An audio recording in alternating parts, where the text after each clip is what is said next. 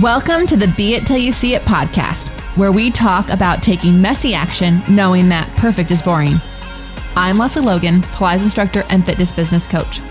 I've trained thousands of people around the world, and the number one thing I see stopping people from achieving anything is self-doubt. My friends, action brings clarity, and it's the antidote to fear. Each week, my guests will bring bold, executable, intrinsic, and targeted steps that you can use to put yourself first and be it till you see it. It's a practice, not a perfect. Let's get started.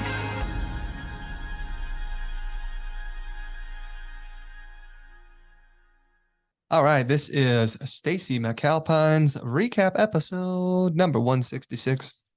Welcome back to the Be It Till You See It interview recap, where my co-host and life, Brad, and I are going to dig into the applicable, however you want to say it, convo I had with Stacy in our last episode. What if I said applicable?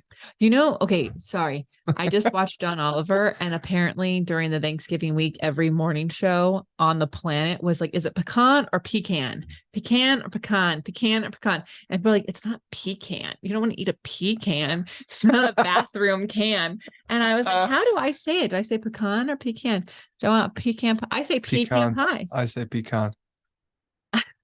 Well, pecan pie. Pecan pie. Pecan. I don't know. Anyways, it's a pecan pie. This was an applicable combo I had with Stacy in our last episode. If you haven't yet listened to that interview, feel free to pause this now, go back and listen to that one, and then come back and join us. So she's so cool. I can't wait to dive. We almost went off the rails there, y'all. Thank you. Thanks. We're good. We're back on track here. We got this. We want to keep this is in case people want to fast forward through the intro part to get to the good stuff. Man, this is the good stuff. I know. They're missing it. Right. They will miss it. So you gotta make sure that on the intro, you keep them on their toes. Keeping you on your ears. This was a really fun convo. I felt like it was a journey. Well, yeah, it was a journey. It was really like her story, not all of it, but almost all of it is what it felt like. And then she just had these nuggets of wisdom that she's sprinkling in throughout. So it was great. I really had a good time listening to it. I hope you watch it on the YouTubes, on the YouTube channel, because I would ask her a question and I would think that okay, this is the time it turns around.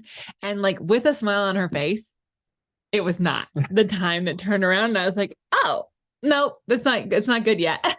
Oof, brutal. Anyways, but I love that because I think it's so easy for us to think, oh, you just flip the switch and then life's good again. Life's good. Or I had this amazing moment of self-discovery. Everything will work out. And then it did. That does not happen. Yeah. And also that's so boring if nobody wanted to hear that story. Anyways, if you were listening to this in real time, thanks so much. I love that you do that. We're literally almost home. We are about to have lunch in Denver. That's the goal of today. Yeah. So we are more than 2/3 of the way home. Yeah. So, if you wanted to have lunch with us in Denver, I think it's a little too late for you to tell me, but no, just send us a DM. I mean, you gotta be willing to scramble here, but this comes out. We'll still be in Kansas when this drops as we're driving in. Okay. Well, if you're sitting at your phone waiting for this to drop and then you listen to it before lunchtime and mountain time, then please let us know if you want to meet us somewhere in Denver. Also, huge news. I'm so glad this is on here because I can't believe how much time is flying, but we've had some massive wins with our agency community. We're talking big time, massive wins. We've had 3 or 4 people open a studio in the last month. Yeah. And and one of them in Denver. So we've had Denver, Washington, somewhere in the Ontario situation, and Boston. Yeah. And I feel like I'm missing one. So that maybe it was 5. Well, and Saskatoon is moving. Oh, Saskatoon is moving. We just got that update. We've also had just some amazing ones. One of our members we've had for a while, she had on her vision board that she wanted to teach 10 hours a week. And she was pregnant with her baby when she wrote that. So she was like, there's no way I could teach 10 hours a week. I've got a 4-year-old and a one on the way. And she just checked her schedule. Not only is she teaching 10 hours a week, boom, it's happening.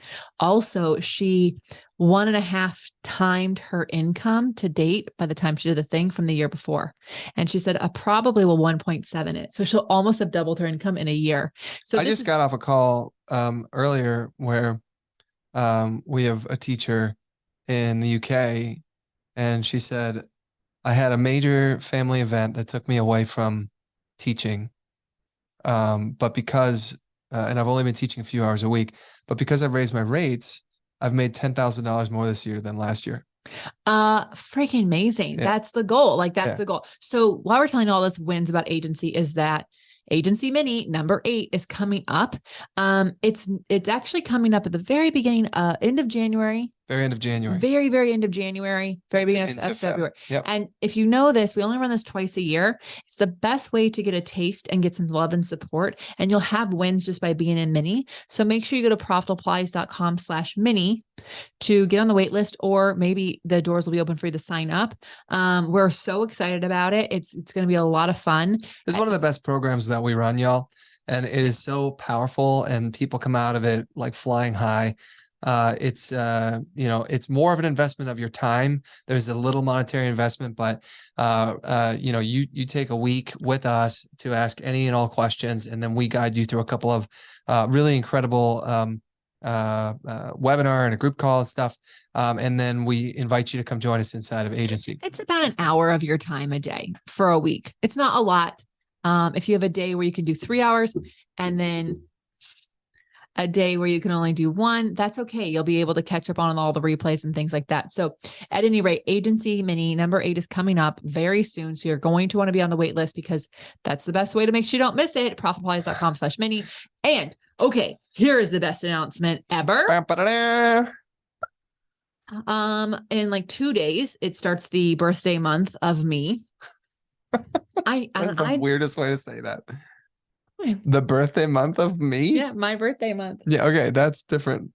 But the birthday month of me is that's okay. Yeah, well, people are listening now. Yeah, they are. They're like, what? How the birthday month of her. Birthday month? Hers. That's right. So it's my 40th birthday at the end of January.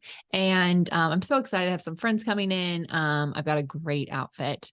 Well, as I'm recording this, I'm hoping that I am a great outfit coming, because I told my husband which jumpsuit I wanted. So she may or may not have a great outfit coming. Yeah. Because her husband also is really good at surprises. Yeah. Anyways, it's my 40th birthday. Yes, I have already purchased the Bee and the Fox shirt that said it took me 40 years to look this good. I'm going to wear it probably every day. I'm going to wash it the night before and wear it every day because I'm so excited. So many people think that 40 is like, oh, it's my 40th birthday. I'm like, so many of my friends have been 40 for a long time that I've just seen that they love 40 more than they loved 30s. And so it's like, I may as well just like welcome it in. I'm stoked. I'm excited. We're going to have some epic things happening throughout the month. One is a solo episode. So you'll hear 40 things, not just like 40 things about me, but like things that support me, things I'm glad I went through, things I've learned, and then things I want. Yes. And then we're going to have like a fun little shindig sale situation. I have no idea the deets on that at the time of recording this, but it will be. Just make sure you're on the email list so you can celebrate with me. It's going to be awesome. Guess you can tell me happy birthday any day of January up until Valentine's Day, really. So because they might not be listening until like the 4th or 5th of January. So at any rate, yes, I love birthday wishes. It's so fun. I am an Aquarius and I will take all the goodness that comes with that. Amazing. All right. Well, we had an audience question to share. This one made me laugh out loud. Yeah, and it was the timing of it was hilarious. I'm sure it's because people are following along the IG while we're on the road. But the question was, do you even like driving? Because we are 2 days away from wrapping up a 6,500-mile drive around the US of A. And like Lesley was saying, we are on our way to Denver, but we actually, after that, we're going to be heading back home to Vegas. And it's quite a lot of driving, and we always, we tag team it. We share, the responsibility there. So the question is, do we like it? Yeah, that's the question. So no, I don't. Oh, I like it. I also don't dislike it, but there's just like a few things that like, I don't like that unless we're staying at a Love's, that if I need to pee in the middle of the night, that it's a little complicated. So it can be complicated. I don't love that because I like wake up and I want to go to the bathroom. Well, we're not, the van's not there yet that has the internal compostable toilet. Potable? No.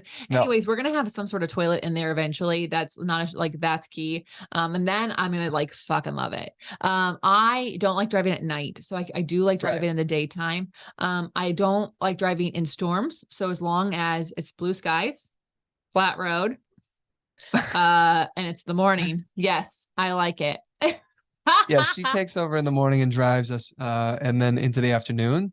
And then we'll, usually stop and whatever. And then I'll usually pick it up in the evening as the dusk is coming through. And then I drive into the night. We have like routes. So we take the weights and the kettlebells, and when we're on the road, I'll do, while the dogs for the dog park running around, then I like swing the kettlebell around. I look so weird. People just are like, what is she doing? I'm like, literally like a dog park, kettlebell swings, push up. Like I'll find a bench and I'm like, I can do step ups there. And I like make my own little workout. And because Pilates, I'll do the standing exercises, but I'm not laying down at a dog park. Like I know what's been on that ground. Gross. That's gross.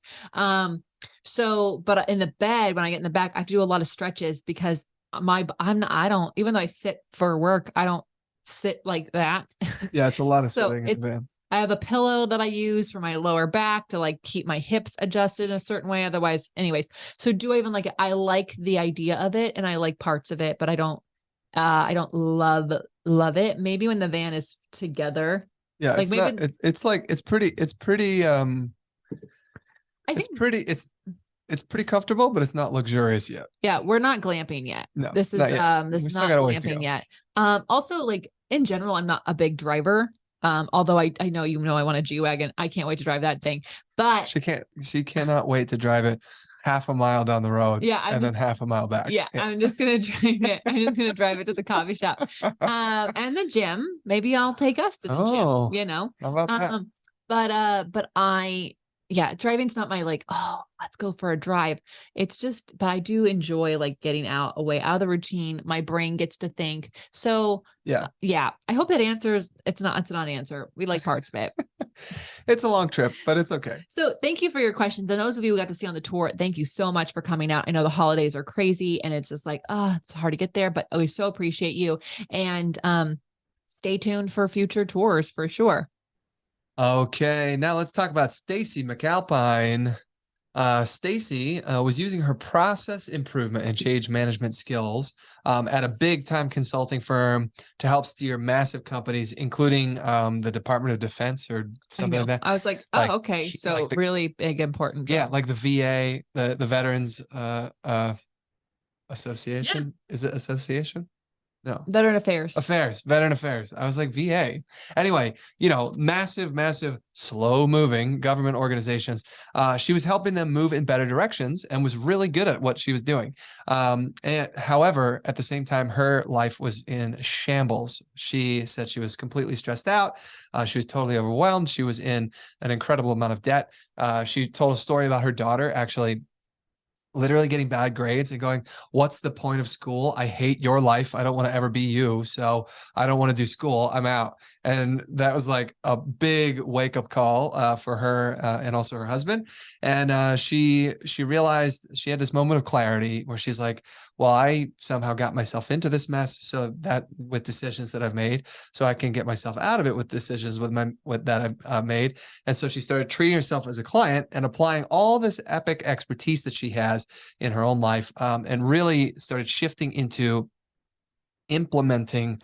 How do you implement these big, like life-changing moments? How do you take that and then implement and actually make the changes in your actual life? Yeah. So she's pretty really cool. Up your alley for sure. Oh yeah. Like all the project management, everything. So I was like, okay. Yeah. Love it. Yeah. Well, one thing I loved that when she was talking about her overwhelming life, she said I trade, she processes improvement and change. So basically project management. And so she took herself on as a client. So instead of it being personal, it was like if she had walked into another project manager or process implementer place, how would they treat her? And then that's what she did. And so I love this because I think it can be so hard. So I was just talking to one of our pro members on a coaching call. She's like, I'm so organized when I help other people in their business because she's helping her partner. And then I'm not organized in mine. And I'm like, well, that's often the case. So because we get a little hung up and it's personal, and we want it to hit our goals, and we want it to mean something. We want it to be, and we don't want to make mistakes. Yeah. And so I love this because it's such a be it till you see it kind of thing, because you can actually, she basically made her business be the thing she wanted to be by being her business, being herself a client. Does that make sense? Yeah. Well, yeah, I mean, she made her life be what she wanted to be. Yes. You know, but also too, I think it's very typical. I don't think this is an abnormal phenomenon or something weird. I mean, the cobbler's kids have no shoes, right? I mean, I said that to the girl on the call. I said, it goes back to that whole thing. And I think that as a Pilates teacher, you probably, and anyone else who's a Pilates teacher here could probably relate, that somehow your practice seems to be the last thing on the priority list. And that's pretty typical. I mean, inside of agency, and even in OPC, we hear that all the time from the teachers. And they're like, oh my God, I'm so happy that OPC exists because I'm doing my practice. I haven't been doing my own practice for so long. Our non-teachers definitely get their practice in. Which is so in this case with her, like, she is using all of her focus and skills to help move these companies along, and literally just ignoring herself. Yeah. And she made herself her own client, which I think is it's just such a better way. So if you've got a skill set, think about that. If you're, the teaching is great. Like, how could you become your own client, a Pilates client? Yeah. You know? So the first thing I do with a client is I schedule them I put them in the schedule. Hey. Right. So like, how do I put them in the schedule? I would put my Pilates practice in the schedule. And then the next thing I would do is like plan it out. Like, okay, what are their goals? How, like, what are their needs? Like, what's going on? And then I would make that the lesson. I would go, okay, so then I need to do some reformer on the first day, and I do this on the next day. So that's how I would do it.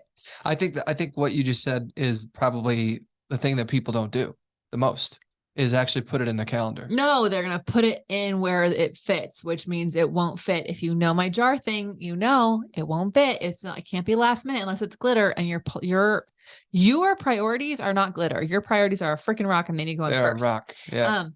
So yeah, I just thought this was, I just love that. And I hope that you guys got that, because anything that you have a great skill set in that you are like using to support others, can you like flip it around and put it on yourself and see how that helps you do what you want to do in this world? Yeah. Can you be your own client? I love that. Mm-hmm.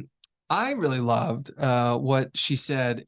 This was like really poignant, and you stopped the whole conversation right after she said it and had a whole comment about it. But she said, you do not have to have the outcome to have your life change. Okay. So I want to say that again. You do not have to have the outcome to have your life change. Now, obviously your life will change more when you have the outcome, whatever the outcome is of the thing. But the process of going after the outcome is going to change your life as well. Okay. So you do not have to have the outcome already finished, complete, done today in order for your life to begin to change. Okay. And you know, she said there's definitely ways, like she talks about creating a systematic approach, a trusted method, you know, but the point here is this: like, she was in the most insane amount of overwhelm and stress and debt with her personal life. Her husband at the time was going to college. He was doing law school, and that was like, you know, not only were they had $90,000 in credit card debt, they had an upside down mortgage, and they were adding $200,000 in law school loans to the pile. And she was like, you know, working so much that her kids were calling her grandma, not mom. And I don't know why, I didn't really understand that, but that was happening. And but when she wanted to begin to get this change in her life, and started to prioritize herself, that's when change started to happen, even though she hadn't achieved the thing yet. But when she began to prioritize herself, all of a sudden it was like, okay, step back. She literally was going to quit her job, all these like major changes. But you know, there were steps that she was taking to get to the goal, the end goal. And it was a long time coming. I think she ended up, she quit, she worked for herself. She ended up going back into consulting for another 7 years and then quit again. Right. Mm-hmm. So she didn't actually, quote unquote, get the outcome for like 10 years or whatever that timeline actually was. However, her life was changing through that whole time. Yeah. And I think that's just a really important thing. We just had Sandra Chuma inside of agency. I don't remember her episode number, but I just love her so much. And she also talked about this. Like we often have a goal. And so we start by the doing. And she was like, you should start with the being. And because how we think about something determines the actions we take. And so I just think that that's like a very similar thing. It's like, what if we didn't focus so much on like getting that outcome and then I'll be happy? Hello, the name of this podcast is Be It Till You See It. So how about you actually start to have, like, you can start to see the outcome happen in small different ways just by making the decision. And then, maybe a tiny action, maybe 5 minutes, maybe 7 minutes, but being the person who has had the outcome already will allow you to see more change happen in your life. Yeah. I mean, this is such a, it's a little bit of like the enjoy the journey concept, but it's not annoying in that sense. This is just straight up practicality. If you are going after a goal, you have to make changes in your life to get to that point. And those changes hopefully are going to start helping, address some of the things that you're struggling with today. So I don't know where I heard this. It may have been in my own podcast. But did you know that, obviously, so there was a study that was done. They researched people who like got Olympic medals, and the person who had the bronze statistically is happier than the person who got the silver, because the silver medalist it must be in Alan Stein Jr.'s book. And I just interviewed him, but the silver medalist only can think about what they lost. They lost out on the gold, but the gold medalist thinks about how close they came. Like the bronze. The bronze medalist goes, oh my gosh, I just made it on the like they're like, so, like they're grateful to be there. They're grateful that they got to, because they could have so easily not been on that platform at all. Right. And so I think it's so fascinating. We can get so focused on an outcome and we miss out on all of the changes that can happen just by implementing the plans for the person you want to be or the life you want to have. So anyways, y'all, that episode's going to be great. But we'll talk about that on his recap. Anyways, I enjoyed Stacy. It was a real story, authentic, and I'm excited for her, and she's got some good stuff coming up. So make sure you check out the show notes, because what she talked about in our episode, there's an opportunity to work with her. Yeah. Like right after this episode comes out. Oh, right. Yeah. She's running one of her programs. Mm-hmm. Yeah. Yep. Okay. We have more to talk about though. All right. Let's finally talk about the Be It action items that you had. What bold, executable, intrinsic, or targeted action items can we take away from your convo with Stacy McApline? Okay. So she gave us basically one that had a handful of steps in it. So I thought we could go through it together. Okay. So the overall one is use your feelings to navigate.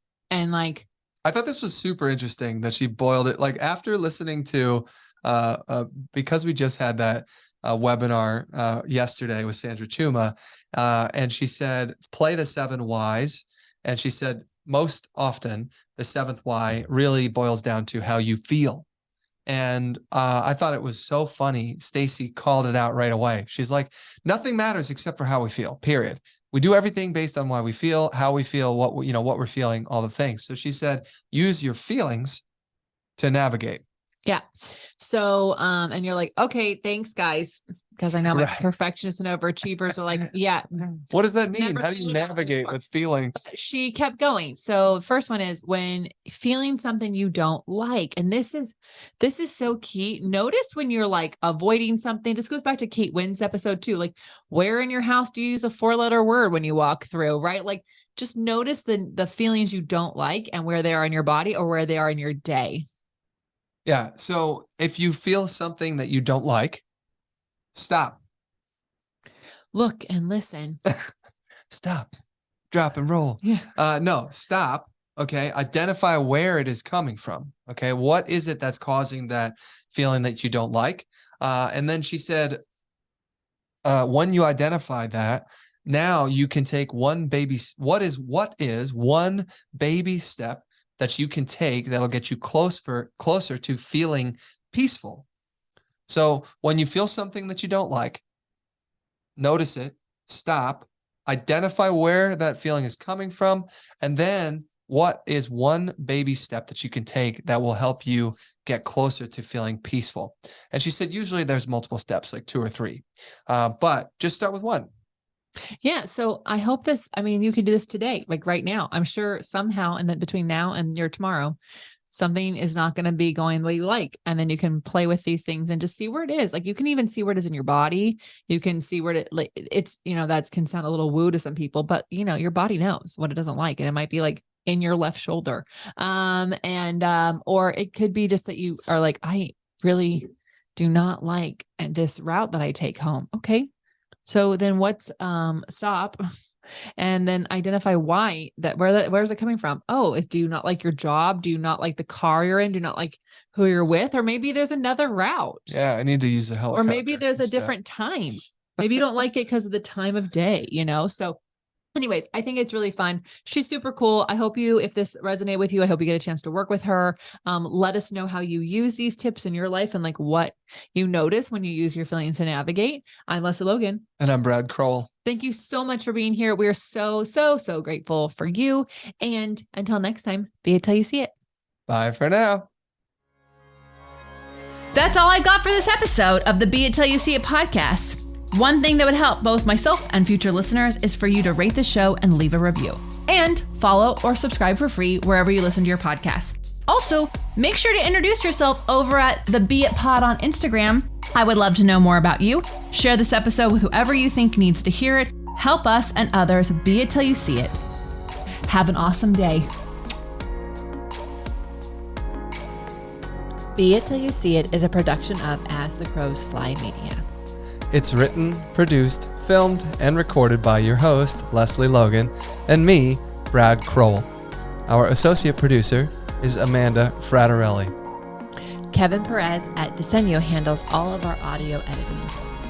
Our theme music is by Ali at Apex Production Music, and our branding by designer and artist Gianfranco Cioffi.